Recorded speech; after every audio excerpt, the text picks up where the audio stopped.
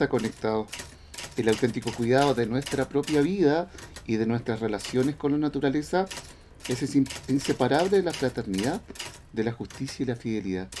Palabras del Papa Francisco en Laudato Si.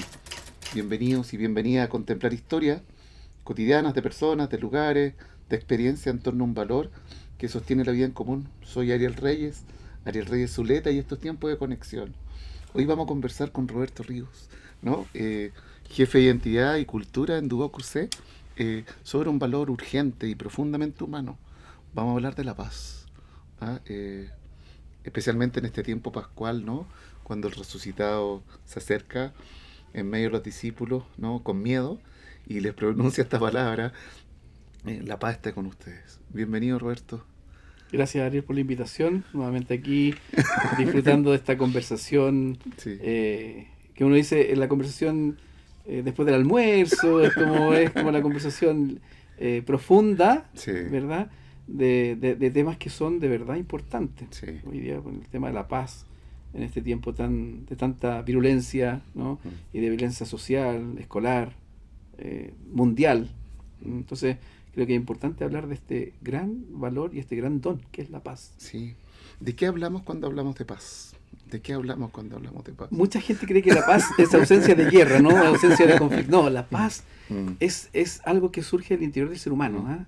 Es un deseo humano, ¿no? De que todo esté en orden, en armonía. ¿Ah? Lo que creo, lo que pienso, lo que hago, ¿cierto? Esté como en una completa armonía. El Papa Francisco decía esta metodología de cabeza, corazón, mano para nos invitar a las instituciones de educación superior a trabajar en los estudiantes esto de cabeza, corazón, manos.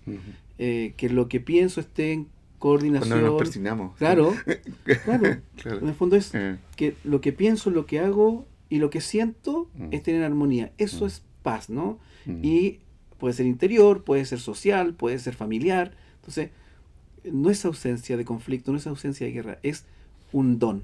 La paz es un don. Y es una búsqueda de una armonía, entonces. Así habría es. que...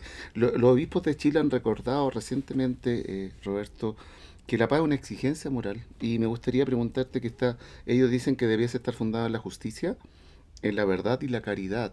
3 valores muy potentes, ¿no? Con esto quizás nos quieren decir que el camino que hemos hecho hacia la armonía debiese estar impulsado mayormente hacia ello. ¿Qué formas de falsa paz hoy día a lo mejor tú ves presentes en nuestra sociedad? Porque hablar de verdad, hablar de caridad, hablar de justicia es también un anhelo armonioso, pero también difícil a veces en la actualidad.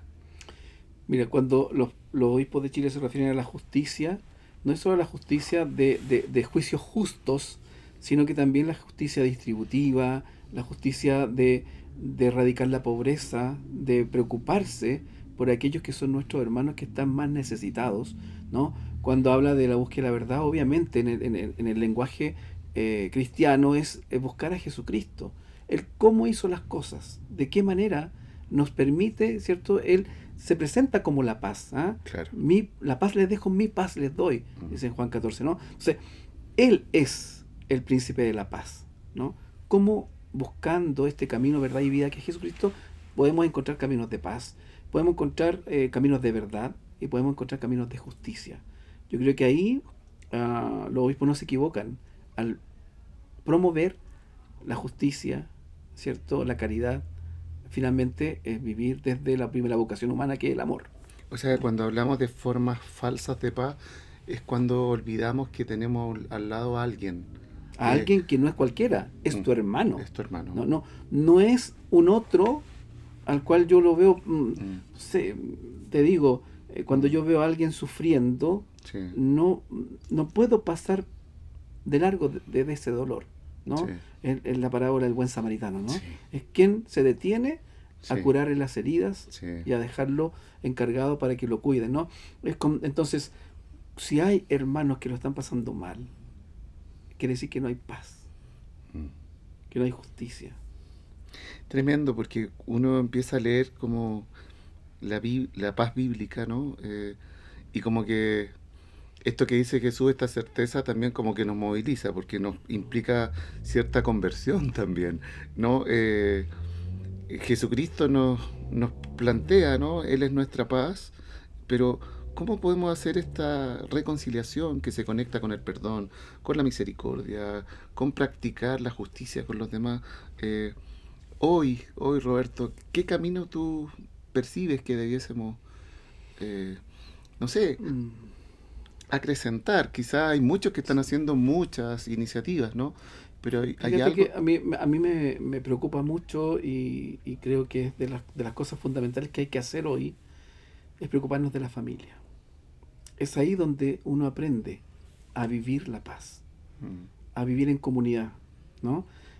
Hoy día le delegamos a la escuela mucho lo que la familia tiene que ser primero, que es la familia es la primera escuela. mm, La escuela es la segunda casa, pero la familia es la primera escuela. mm, Es donde yo aprendo a socializar. Si yo tengo una familia en donde todo se resuelve a partir de los gritos o de los golpes, voy a replicar eso sí, claro. luego en la escuela, luego en la sociedad. Mm, Entonces, ¿cuánto le estamos poniendo atención a la familia y a la formación que están entregando en su casa? sí. ¿No? ¿Cómo se resuelven los conflictos ahí? ¿Cómo los papás estamos dando tiempo para la conversación con los hijos? Exacto. E incluso esta conversación más íntima de los propios papás para ponerse de acuerdo en cuáles van a ser los principios y valores que va a vivir esta familia, Sí. ¿no? Esto de chutear los conflictos a veces también, o sea, Como evitarlo evitar también. los conflictos, ¿no? Eh, Mm, le hace tanto mal a la formación humana y a la formación de los niños especialmente. Entonces, si los papás muestran una disposición a arreglar las cosas a los gritos, a los golpes, entre ellos y con sus hijos, esto se va a replicar. Y no vamos a tener luego agentes de paz en los lugares donde se estudia, donde se trabaja. sí, conecto mucho. Hace unos días atrás estuve investigando como las concepciones y cómo fueron armándose las concepciones para entender el concepto de familia. Y lo pongo acá para poder a lo mejor apuntalar un poco más también. Decía que primero empezó como un conjunto de personas y se llamaba FAMES, porque era como el lugar para saciar el hambre, se juntaban para saciar el hambre, ¿no? Y eso es como un refrigerador hoy día, ¿no? Pero después se empezaron a dar cuenta que podían crear lazos y entendieron que la familia es un lugar de humanización, es un lugar donde puedo permitirme que puedo ayudar a otro para que también él se vaya desarrollando.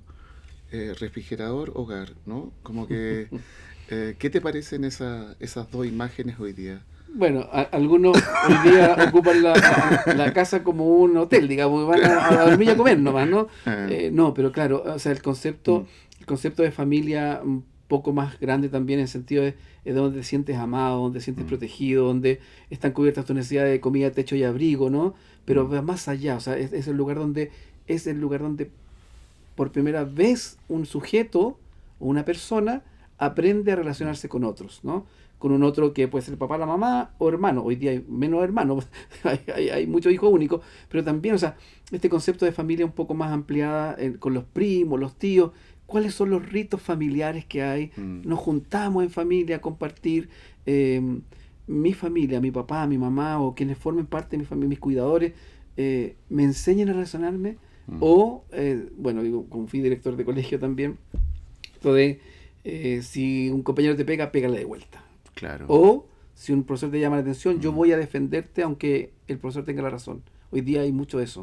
O sea, por eso también los conflictos escolares se han ampliado tanto, ¿no? Y se traducen en conflictos sociales finalmente. O sea que esta armonía que buscamos como paz también se junta con el poco aprecio por la dignidad del otro tampoco, Así ¿no? es. O sea, ¿tú consideras que esas son las falsas paz? Porque hoy día las personas están considerando a veces otras cosas valiosas en vez de que las personas. Y eso creo que hoy día puede, puede ocasionar cada vez más violencia. Lo que Entonces, pasa es que ¿cómo estamos se...? educando para la competencia y no para la convivencia. Sí, ese es el punto. Yo creo, Ok. y también es la mirada de el otro como alguien útil para mí. Mm, Y cuando ya no me es útil, lo desecho. mm, Esto no es desechable. La humanidad no es desechable. claro. El ser humano no es el ser humano, el otro es mi hermano. ¿Ah? La fraternidad aquí es muy importante. Para construir paz tengo que tener sentido de fraternidad. Mm, Yo me acuerdo de San Francisco de Asís, ¿no? Esto de los hermanos de San Francisco de Asís. En el sentido, yo tengo que ser agente de paz. mm. ¿Y qué hacemos con aquellas personas, Roberto? Porque un libro, no me acuerdo si el apellido era Rorty, decía que con Nietzsche se había muerto Dios, ¿no? Y después su teoría, ¿no? Y decía que hoy día lo único que sabíamos entonces es que también el prójimo también había muerto. Eh, que si bien uno puede apelar a la fraternidad entendiendo que el prójimo existe, ¿no? ¿Cómo se hace hoy día a veces en una sociedad para poder pasar de familia a sociedad en cual hoy día a lo mejor al otro no se le ve como prójimo, no se le ve como hermano? O sea, cuando empezamos a poder replantear también este discurso en una forma o un estilo de vida distinto. ¿Qué hacemos con personas que a veces no les importa el otro, ¿no? No. En algún minuto, ¿Mm? a veces que no le importa a nadie, ¿Mm? va a necesitar al otro. ¿Mm? Y es ahí donde el otro tiene que estar. ¿Mm? A pesar de que a ti no te importe nadie, yo voy a estar para ti. Y es el mejor aprendizaje es la experiencia. ¿Mm? Y cuando yo experimento que el otro está, Sí. siento que debo también estar para otros. Sí. Yo creo que ahí es súper clave, retomando lo que decías tú de Nietzsche, de que Dios ha muerto, ¿Mm? si Dios muere, ¿Mm? el hombre que es imagen y semejanza de Dios también muere. ¿Mm? Entonces, ¿Mm? tenemos que hacernos expertos en humanidad. ¿Mm? ¿Mm? El cristiano especialmente Sí. tiene que hacerse experto en humanidad, porque si no entiendes al ser humano, es imposible que te relaciones con él. Exacto. ¿Mm?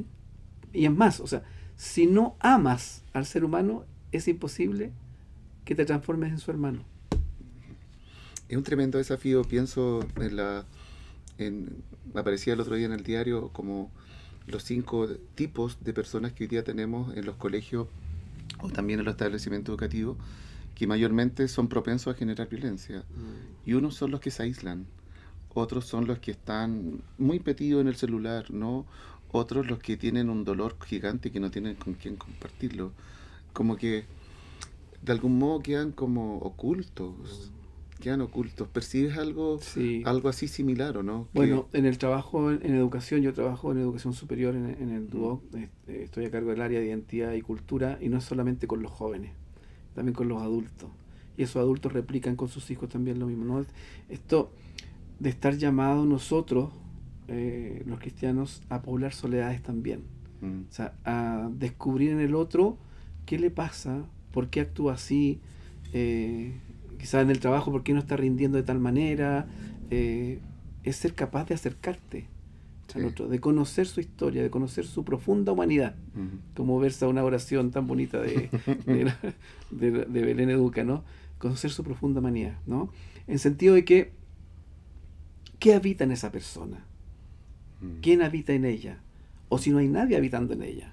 Es que ese es el tema, el desafío gigante. Como que hoy día podría ser casi un lema que hoy día tenemos ausencia de personas, como que estamos llamados profundamente a reconocernos, que la paz, volviendo al tema de la paz, ya no es solo una idea, sino que es una experiencia. Es una experiencia. Preguntarte, te contaba antes de comenzar que esta para mí es una de las preguntas que más te quería hacer. Tú todo el rato no hablas de Jesús, no hablas de cristiano, ¿no? Has ido construyendo finalmente un sentido, un propósito. ¿Cuándo descubriste tú que la paz no era solo una idea, sino una experiencia que había que aprender a vivir? Porque además lo estás transformando ya no como un regalo, sino también como una tarea. Entonces, si nos pudieras hacer como un bosquejo de cómo tú paulatinamente fuiste entendiendo que aquí lo que se juega es con el encuentro con el otro, pero ayúdanos, por favor, o cuéntanos.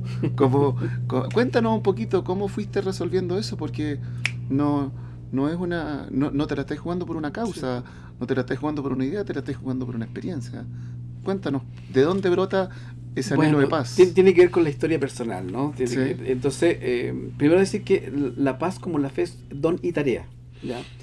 Y donde he aprendido yo y donde he experimentado el tema de que es fundamental la paz para la vida humana, es que yo me crié con 2 hermanos. No 12. En algún minuto fuimos 12 de una institución hermanos de colocación familiar que se llamaba Casa Nacional del Niño. Entonces, una mamá y 12 hijos, hijos putativos, hijos al cuidado de ella, se llamaban guardadoras, con la menche aprendí la paz. aprendí. La Mercedes. La Mercedes, mi mamá Mercedes, que en paz descanse. Yo creo que a través de ella, de su legado, de cómo armonizar una casa con 12 hijos, Claro. con 12 niños, adolescentes, jóvenes, aparte de los 6 hijos que tenía ella, digamos ya un poco más adultos, pero cómo vivir la vida comunitaria, de ahí viene la vida comunitaria, ¿no? En que todo es puesto en común, nada es propio, ni siquiera la ropa, porque se heredaba la ropa, ¿no? Se heredaba a los más grandes. Solamente se surcía, ¿no? Se cambiaban los cuellos, los puños, ¿no? Ropa que elegio. O sea, es ver un modelo de paz. Es como cuando tú tienes un testimonio tan fuerte en la vida como positivo, lo replicas.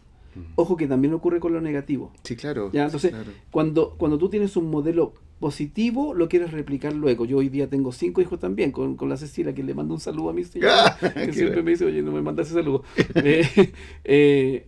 Tenemos, también, o sea, cómo transmitir eso, cómo testimoniar. Exacto. El tema de que en esta vida de 12 hijos, en el caso mío de mi familia 5 hoy día, van a haber problemas, van a haber situaciones conflictivas, pero cómo las resolvemos y desde dónde las resolvemos es lo distinto. ¿Te fijas? Y no estoy diciendo aquí somos una familia modelo, no, somos una familia normal, sí, claro. que tiene discusiones, que tiene...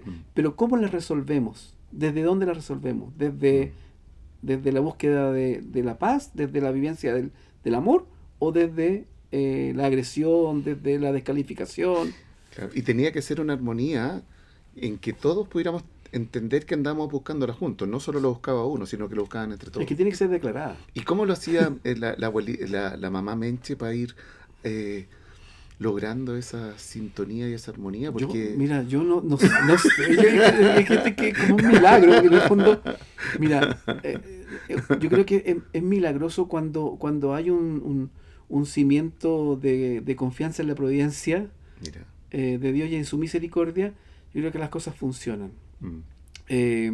Cuando nos desesperamos por lo que no tenemos y no disfrutamos lo que sí tenemos, ese es un buen punto. Cambian las cosas. Disfrutas lo que tienes, lo que vives, y no añores o no vivas pensando en lo que te falta.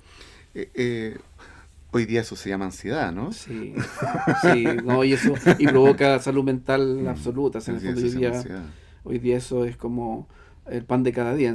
Tenemos situaciones de personas con ansiedad, pero absoluta, claro. y que no viven el presente.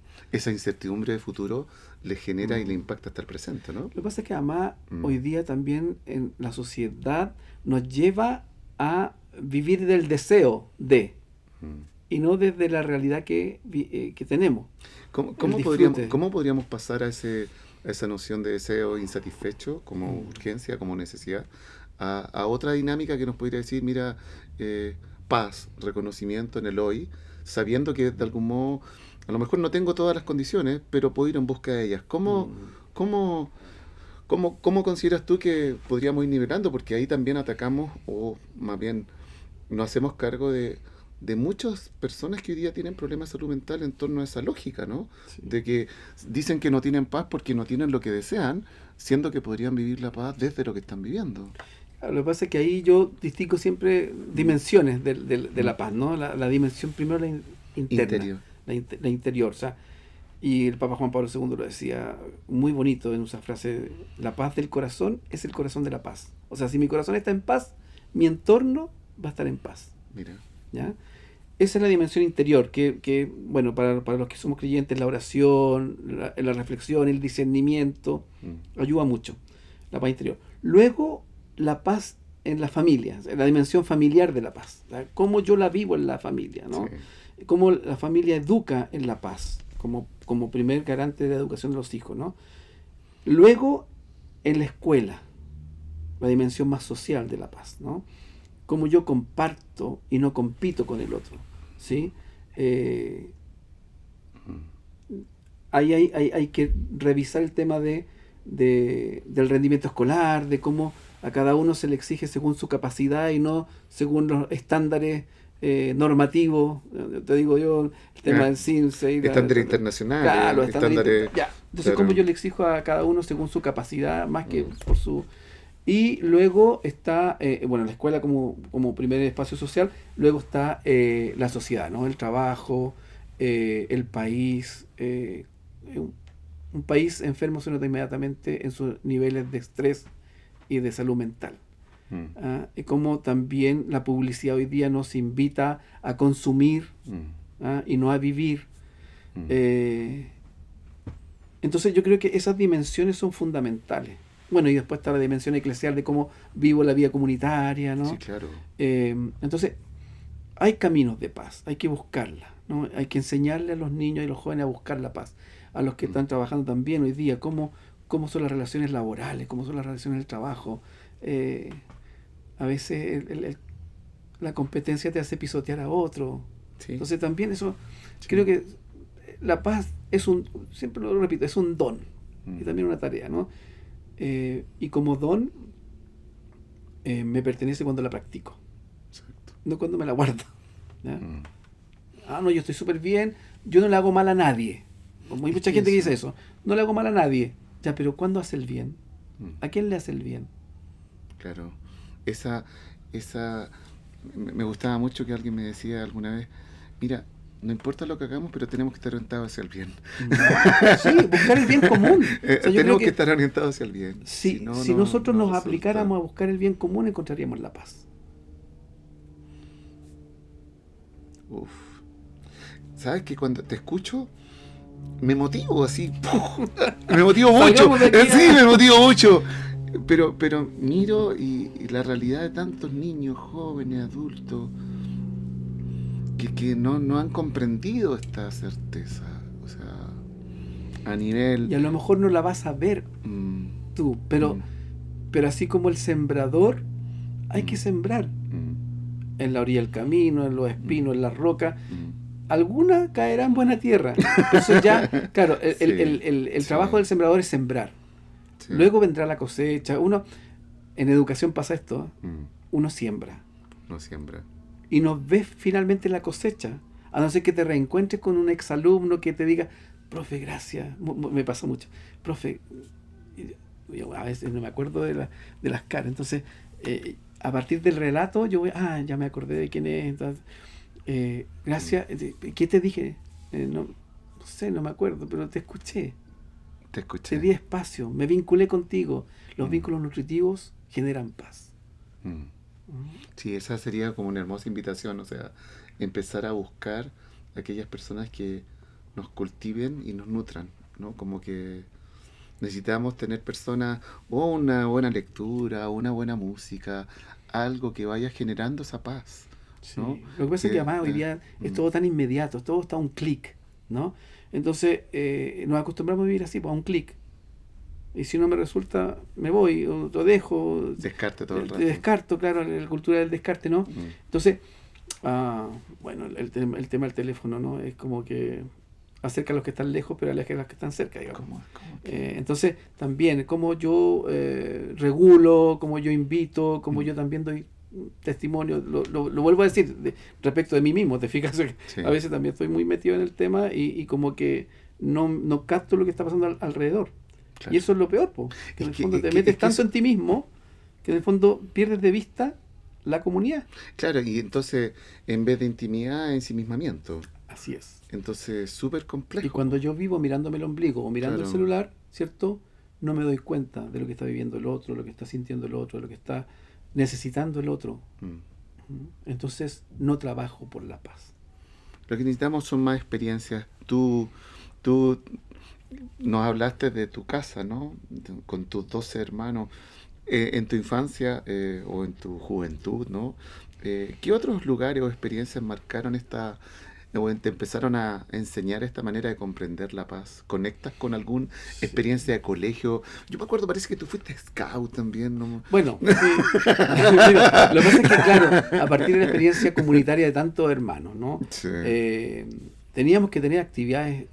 Primero, yo me acuerdo muy bien, y agradezco esos espacios del club deportivo, por ejemplo. Y de bueno para la pelota, ¿no? Dicen que soy al arco. Al arco, No, sí, al arco. hace muy goles muy feos. Pero, no sé, pues esperar ese fin de semana donde nos encontramos con otros a jugar a la pelota, ¿cierto? Y no con el deseo de ganar absoluto, sino que el deseo de compartir. Y ahí está también la otra diferencia. O sea, en el fondo, la formación deportiva te ayuda a trabajar en equipo, a compartir. Claro. Ya está el colegio, el club deportivo, los scouts, luego la parroquia. La parroquia también. La vida comunitaria, ¿no? Tú siempre tocaste guitarra, armabas y grupos, Sí, ¿no? pues bueno, yo aprendí a tocar guitarra justamente para integrar un grupo folclórico. Yeah. Y pedía una guitarra prestada a un amigo de un tío. Yeah. Y me prestaba la guitarra hasta que pude tener la guitarra propia, digamos. Yeah. Gracias a mi tío Juan que me regaló una guitarra. Y de ahí, claro, también la música también ha sido fundamental en mi vida. ¿Por qué? Porque la música congrega. Sí. No sé, uno se acuerda de los paseos de la comunidad o de los amigos en la playa, el fogón al medio y la guitarra, sí. Y el que tocaba la guitarra era centro de atención, pues. Entonces, y claro, y siempre invitado por otro, oye, tú que tocas guitarra, ya listo, vamos para allá. Entonces, sí. claro, me sumo a esa. La música siempre es la música, sí. El arte en general, el arte. que es expresión del espíritu, ¿no? También nos ayuda a generar espacios de paz. Sí, hay una página muy linda en vatican.a que se llama El arte que consuela. El arte que consuela, o sea, el arte hoy día debiese ser también un motor de paz, ¿no? Y lo tenemos tan desplazado en los colegios, no sé, por formar parte de un coro, te hace tan bien unir voces, latir al mismo ritmo. Sí. Es como escuchar, escuchar el ritmo del otro, ¿no? Hay estudios, o sea, tú te coordinas con el corazón del otro. ¿Te fijas? Entonces, bueno, ya a propósito del corazón, vivimos en una ciudad un poco, no sé, con enfermedad en el corazón, ¿no? Sí. Como que el padre Hurtado tiene un texto que decía que sufrimos de acordia, de sin corazón, ¿no? De que el corazón no está puesto en nuestras experiencias vitales, ¿no? Y cuando no está el corazón puesto, que lo repito, lo he dicho muchas veces en estos programas, ¿no? Que la primera vocación del ser humano es amar, sí, claro. ¿no? Independiente de lo que se dedique la vida, el hombre está en el mundo para amar y ser amado. Sí. Si esa vocación se cumple, no hablaríamos tantos problemas, ¿no? Tantas dificultades, tantas guerras, tantos conflictos, ¿no? Entonces, buscar el tema de dónde yo voy a amar, a quiénes estoy amando, quiénes me aman, cómo yo voy a desplegarme en ese amor y conseguir, de hecho, a partir del amor, la paz. Sí, creo que vamos haciendo el primer corte, pero creo que estamos con esta noción de que tenemos este regalo, pero también tenemos que saber poner el corazón, ¿no? Como que estamos invitados también a entender que es parte de nuestra responsabilidad, pero también a partir de ello podemos ir generando plenitud, no solo individual, sino que también social. La paz se va transformando en un gran desafío. Hagamos un pequeño corte, vamos y volvemos para seguir conversando con Roberto sobre este gran desafío, pero también esta gran posibilidad. Así es. Vamos y volvemos.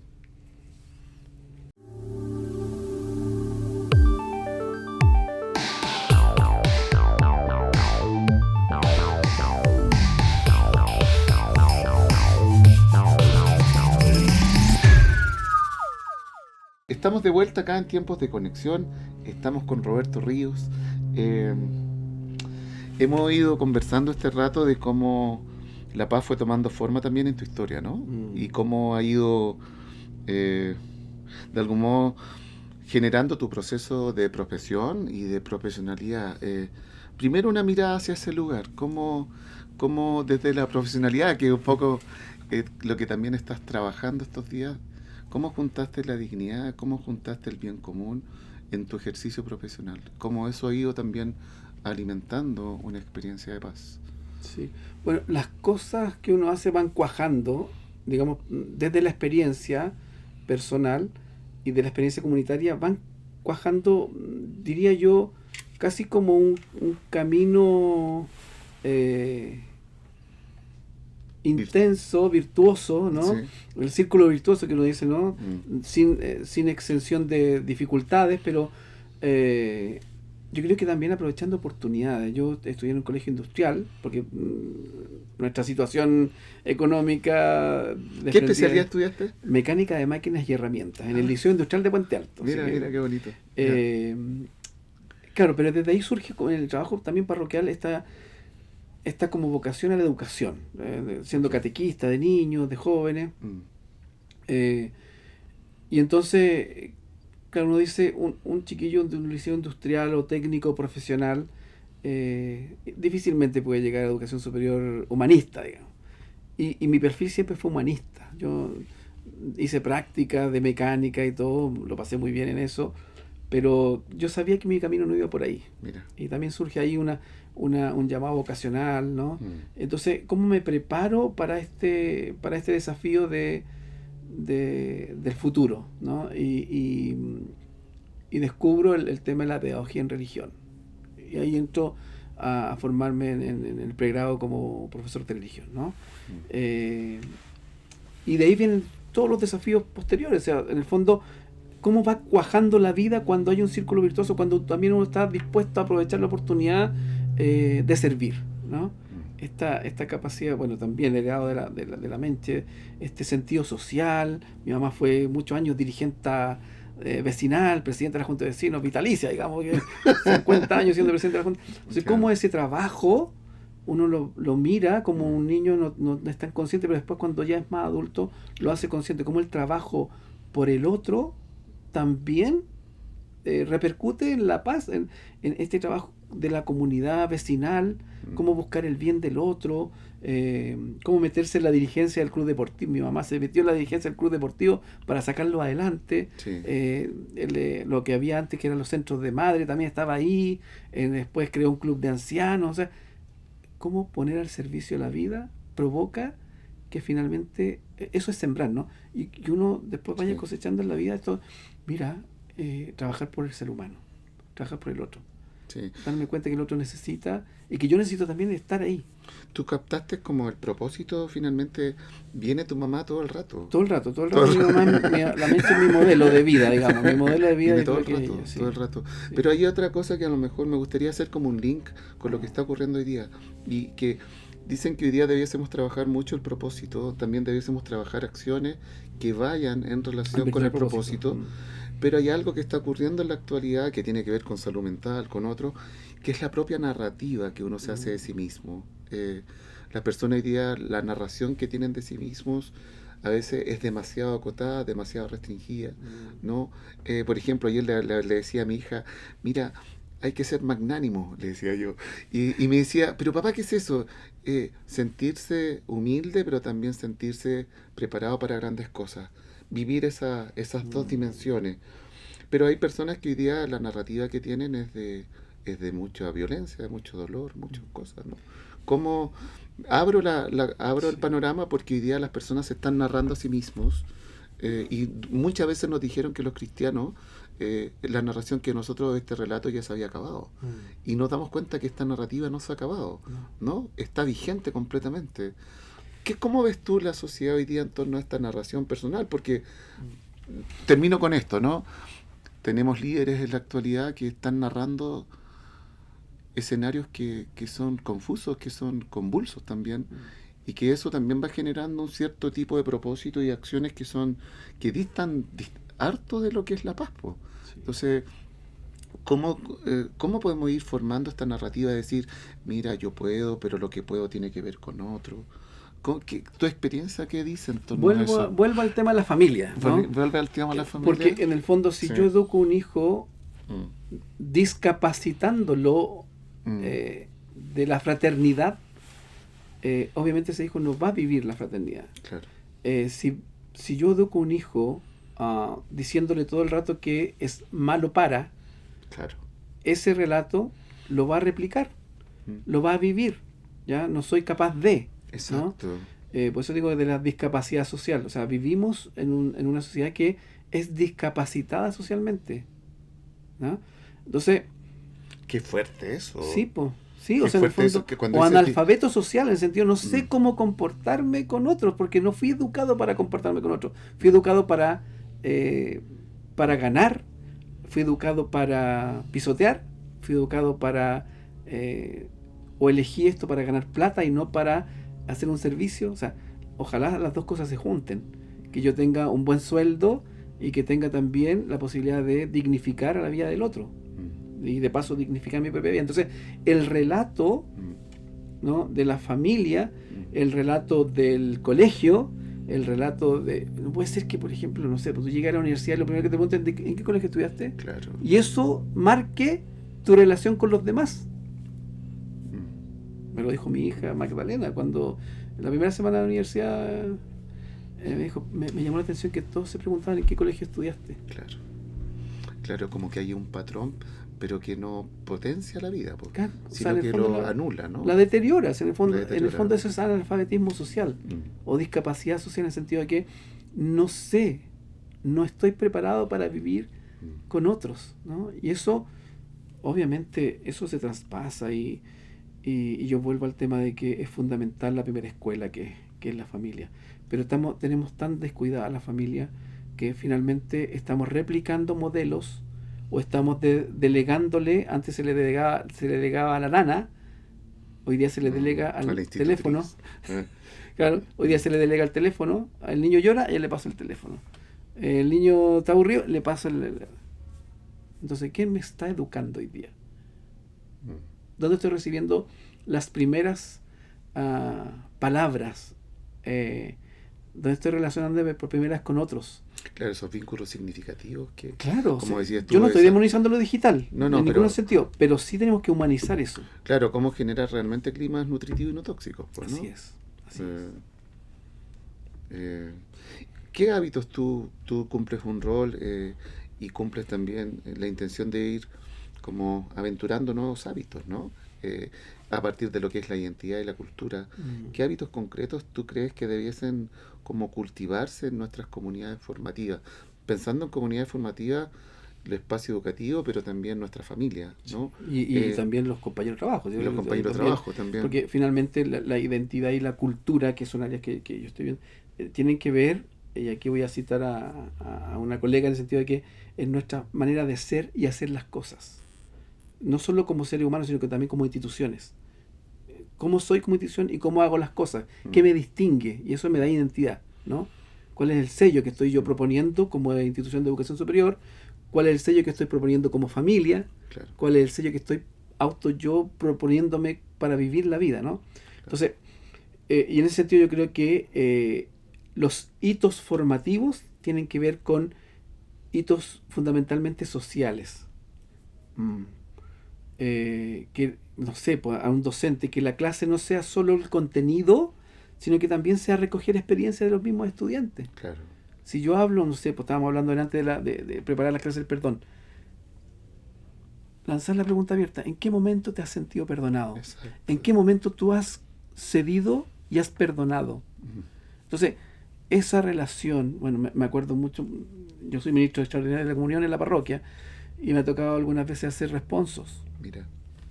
Entonces, el responso es un momento de mucho dolor Sí. y de poca paz, porque está todo convulso, he perdido a alguien. Entonces siempre les propongo, hay como evangelios que proponen el rito, ¿no? Y yo siempre elijo el de las bienaventuranzas.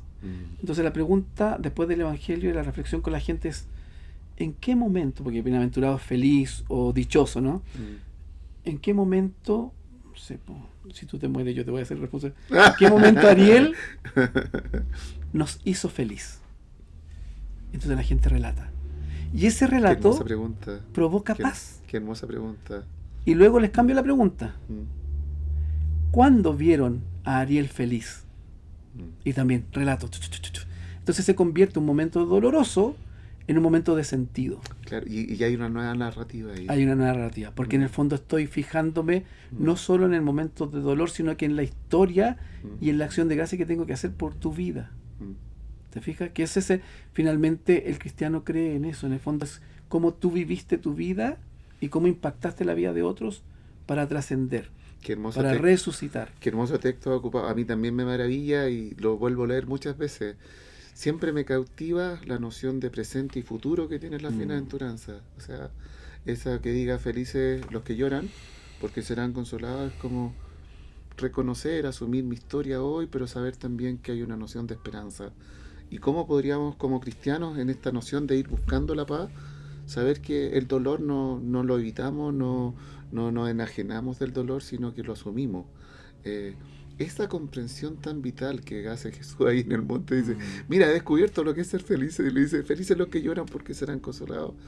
Incorpora todo el género humano, ¿no? O sea, Lo incorpora la com- experiencia humana, si en el incorpora fondo, completamente la experiencia humana, o sea, eh, cómo no distar de lo que nos corresponde como humanos. Recién conversábamos, hoy ¿estáis viendo Chosen? Sí, estoy viendo Chosen. ¿Qué nos ha cautivado tanto de la serie? De que lo vemos profundamente humano y vemos que a lo mejor esta narrativa, porque hay un tema muy potente que ha sido tan lejano que no lo podemos hacer abordable, y lo que queremos hacer justamente es que la paz sea un hecho abordable hoy en el presente, no solo como un anhelo de futuro. No sé qué piensas de eso. es que ahí tiene que ver, claro, desde la mirada creyente, Mm, nosotros creemos en un Dios encarnado. mm, ¿Ya? Y ahí está la diferencia con la otra religión. Un Dios que se hace hombre mm, y que comparte con el ser humano mm, todas sus vicisitudes. mm, No comparte solo lo bonito, comparte el dolor. Jesús lloró, Jesús tuvo rabia, tuvo miedo. Entonces, ¿cómo ese hacerse humano, este Dios humano, ¿cierto?, me permite vivir lo que Él es, ¿no? Sí. Que es también la paz. Y por eso también yo siempre, lo voy a repetir de nuevo, la paz es un don. Tenemos que ser buscadores también de la paz, así como somos buscadores de la verdad, buscadores de la paz. En el sentido que no la vamos a contener toda completa de una vez, sino que voy haciendo caminos de paz, ¿no? Voy haciendo caminos de paz. Hay un concepto en la iglesia hoy día que me gusta mucho, que es la sinodalidad. Solo vamos a lograr cosas si caminamos juntos, no caminar solo. León Felipe, un gran autor español, decía, lo importante no es llegar solo y primero, sino con todo y a tiempo. Sentido de cuerpo, de sinodalidad, sentido de familia, sentido de trabajo, de compañeros, de hermanos, ¿no? De compasión De también. compasión, de la misericordia, vivir la misericordia. Si el otro se equivoca, lo acompaño y lo perdono si es que me afectó, pero es un ser humano, o sea, en el fondo. Y aquí esto de que Jesús conoce tu pecado pero te llama por tu nombre. Sí. Y el demonio conoce tu nombre pero te llama por tu pecado. ¿Te fijas? Entonces, eso es tan bonito. O sea, en el fondo Dios me llama por mi nombre y no estoy solo, ¿no? Y lo tengo que vivir en comunidad. Y una cosa más, a lo mejor para ir ya acercándonos, cuando Jesucristo hace sus apariciones después de resucitado, los discípulos tenían miedo. O sea, claro, pues Tenían estaban miedo. Y, muy asustados porque y- iban a correr la misma suerte de iban a Jesús. correr. Y claro, y se dan cuenta que ¿tienes miedo? Sí, tienes miedo. ¿Y cuál es el problema? Ninguno. El problema es quedarse detenido, ¿no? Claro. El problema es quedarse detenido porque... y lamentablemente hoy día mucha gente tiene miedo, pero ese miedo no está dejando avanzar y está dejando que avancen también otras manifestaciones. Sí. Eh, Quisiera invitarte a... Hemos conversado de mucho. Hemos conversado que la paz no es ausencia de conflicto, que es don, que es tarea, que es presencia, que es presente, que también tiene una noción de futuro. O sea, y también hemos descubierto y recordamos que el resucitado no elimina el miedo, sino que entra en el miedo y ofrece su paz. Con toda esta historia que hemos escuchado, nos encantaría que le pudieras hablar a nuestros amigos que están viendo y escuchando este programa, si pudieras dejarle un mensaje de paz o de construcción de paz, bienvenido. Sí. Me acordé de una frase muy ridícula, pero que hace sentido. Cuando a las misas antes se les preguntaba, ¿cuál es tu deseo para el mundo? La paz mundial. Todos decían lo mismo. Entonces, Sí, claro, que suena tan suena- superficial, pero es un deseo tan profundo, ¿no? Exacto. Entonces, eduquemos para la paz. Yo creo que el mejor mensaje y el llamado es a educar para la paz. Sí. Eduquemos para la paz desde la familia, desde la escuela, desde la universidad, desde el mundo del trabajo. Eduquemos para la paz.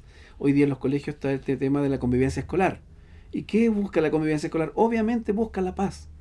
Claro, hoy día estamos con un grave problema de violencia social, no, no solo violencia educativa. Estaba leyendo a la Amanda Céspedes en la mañana y claro, ella dice, esto no es violencia escolar, es violencia social. Sí. ¿Ya? No es solo en las escuelas, es en todo ámbito. Hay un relato Entonces, muy profundo. hay un relato, entonces, esto repliquemos caminos de paz, busquemos caminos, eduquemos para la paz, somos capaces de eso. La paz interior, y voy a replicar aquí a Juan Pablo II, la paz del corazón. Si yo estoy en paz, mi entorno estará en paz. Pero tenemos que educar esa paz, tenemos que buscarla. Y no es ausencia de conflicto, no es ausencia de guerra, es un don y también una tarea. Los invito a que busquemos esos caminos de paz y eduquemos para la paz. Sí. Te agradecemos, Roberto, por haber venido. Eh, Nos hace muy bien discernir sobre la paz y también el llamado que tenemos como creyentes de poder seguir comunicándolo. Que no nos cansemos, aunque tengamos miedo, no sigamos avanzando. Que Dios te bendiga mucho en tu camino. ¿Ah? Muchas gracias, Ariel, y gracias por la invitación y siempre Sí. dispuesto a conversar, a compartir. Creo que es lo mejor que podemos hacer, compartir la experiencia Sí. para que se nutran otros también de esta experiencia. Sí, y muy bien, a todos los demás los dejamos muy invitados para un próximo programa. Agradecemos haber estado acá en Tiempos de Conexión. Nos vemos hasta la próxima. Que estén muy bien.